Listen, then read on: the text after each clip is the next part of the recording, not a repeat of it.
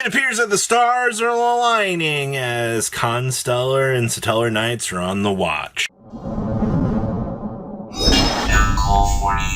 You guys smash the ever-living crap out of that subscribe button so you guys don't miss out on more content. So I guess we're going to be watching Tellarknight Ptolemaios as the night kind of goes on, or the day goes on here, because this card has a lot of hype around it right now because, you know, it is the free detach 7 skip your opponent's next phase. And, you know, we did get new support last night, which does kind of, you know, blow up this question. And as you can see, a few have started to kind of rotate through here. I would expect as the day goes on, though, that this card is going to explode very, very crazily. The good news, though, is, I mean, you do have the ultimate. All right, you don't have to go after the super high rarity one because you have $7 ultimate rares here from Cross Souls. So that's one really cool thing about when they actually did, you know, ultimate rares and sets. You know, you could get the ultimate rare or you could get the QCR, and you know, I think I'm knowing which decision pathway I'm gonna go with. You can also get the Cross Souls Ultras for nothing. In terms of the rest of the Tellarknight stuff, what is this, 20 cents?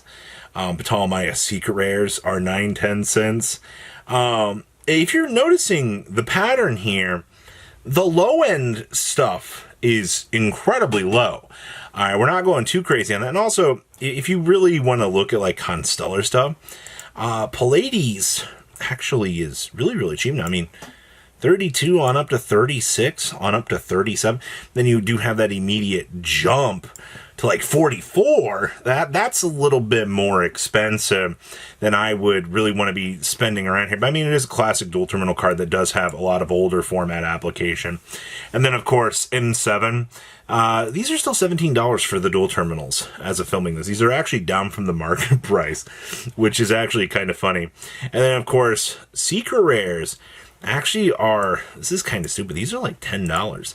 And then of course the Tellarknight Diamond itself, you do have a listing for $7, and then you rush on up to about the $10 range. So I am wondering if people are going to just kind of jump on this one just to jump on it.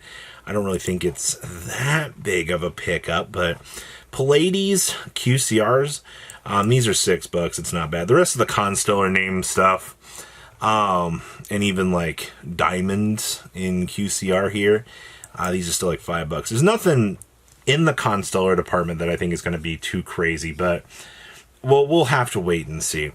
All right, Crowley. I have to tell you that this has been one of the greatest coin flips in this game's history. I just sold out of Crowley. I had them listed at like $10. And I didn't realize Crowley had spiked up to like $24. And actually was going like as crazy as it is. You know, we were already seeing like $15. You have one just sold for $25, man. I think I'm more impressed with the fact that this card has exploded so much. And once again, this is the greatest coin flip, because we don't know if Spoon is in this set until Monday when the openings go live. Unless somebody knows something magical out there, we're going to have to wait and see. But I mean, keep in mind, this was a $2 card. All right, this card has more than like quadrupled its value over the last couple weeks, and I'm just more impressed with how this has been, you know, going up at the rate it's going up. There's a lot of hype around Dracotel right now as well. We can't not acknowledge and understand what's going on with that, but this is some crazy shit. All right, Lacrimas. I just talked about Fiendsmith stuff yesterday, but what I wanted to get down here to was actually the tin version. So keep in mind the original prints are about $16 right now. The tin reprint from this year actually has a $14 to $15 price point, and this is up from, you know, the bottomed out $5, $6 down here. This is what happens. The bandless propulsion of this card up to some crazy numbers right now. And once again, I mean, people really want to play Fiendsmith stuff right now. It is one of the most inviting themes that recently has kind of turned hands here. And this is exactly what you're dealing with. Nothing very shocking. I assume over the next couple of days, as more and more of this format kind of stabilizes, we'll see more random spike ups like this.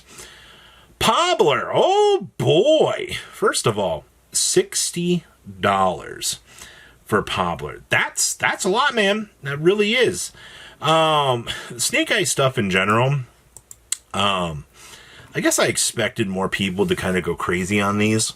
Yeah, we did have a lot of sales on 9/12 alone, which means people were kind of looking at like combo ideas and wanting to test that. But Doom Dragon still cruising at 44. I feel like that's okay.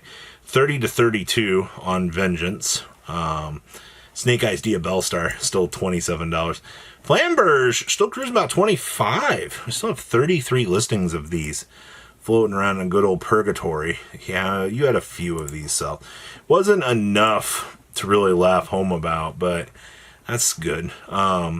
Snake Eyes Doom Dragon Secret Race, these are now $17 to $18, and we're actually on buyout status for these because you've only got 16 listings floating around with that. That's, I guess I'm not surprised to see that. The card does do a lot. Pabler ESRs are 11s for secret rares, and then actually $6 to $7 for the secrets.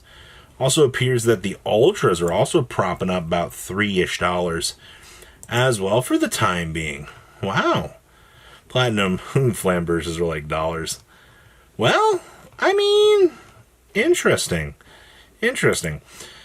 Malice. So, how much has Malice kind of like fallen off now that, we've had a little bit more time to process this ban list, what's kind of going on here? Well, it appears that Malice P is a $100 card. Okay. Also appears Cryptors coming in 50, 51 on up to 56. The Malice and Underground's coming up to 46. Really gaining some numbers there. Okay. Looks like March Hare's coming in at 45 to 47. We got $25 copies of Malice MTPO7s. Chessy Cat's coming in at 22s. Okay. Meanwhile, GWC ESRs, $10 on up to 12. Sure. CRs, God, these are $16. Dormouses are down to 15s.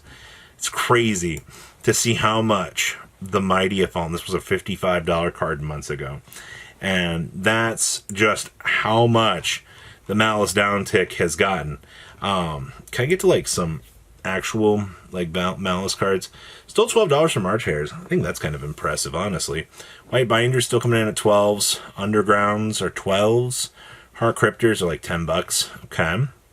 Oh, look. $2 Dormouses. Oh, boy. Heart's Cryptor EURs are 70 cents. If you wanted to pick up a Malice core, minus the March Hare, I feel like it's incredibly cheap. But the problem is you're still forking out, like $36 on March Hare? And that's still a problem in itself. I mean, these field spells are now dollars. Like, Konami knew what they were doing. They did a good job pushing the reprint equity on this, but like, I don't know, it's crazy. Ryzel.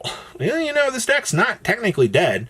There are engines that you can supplement into this. I mean, name like 8 of them. So these are like $33 to $36. Detonators, 36. We're still kind of cruise controlling. Swords, 29s. X's, 25. May as well get the blinged one now. Don't have much of an excuse. Duo Drives are still 23s. That's crazy to me. CRXs are $9. Wow. Star Ryzels are $10. CR Duo Drives are 7s. CR Detonators are 6s. I mean, hey, at least the higher rarity stuff's very cheap now. Swords are 5s. Wow. Crosses are still $6, actually. Plasma Hulls are still 4s. Looks like Ice Ultras are 3s. Sword Ultras are 3s. X's are $2. Yeah, Ryzel gets the pass for becoming even more budget over time. Even like the more recent reprints here are still $2, $3. Even poor Star is so cheap right now. Well, I guess this is an important takeaway here, that if you want to test something in the Ryzel department, these cards are so cheap. Like, it's actually kind of impressive right now. But what do you guys think about today's market? Please leave a comment down below. Tell me what you guys think, and I'll see your beautiful faces back here later today, guys. Patrons, thank you. Ah!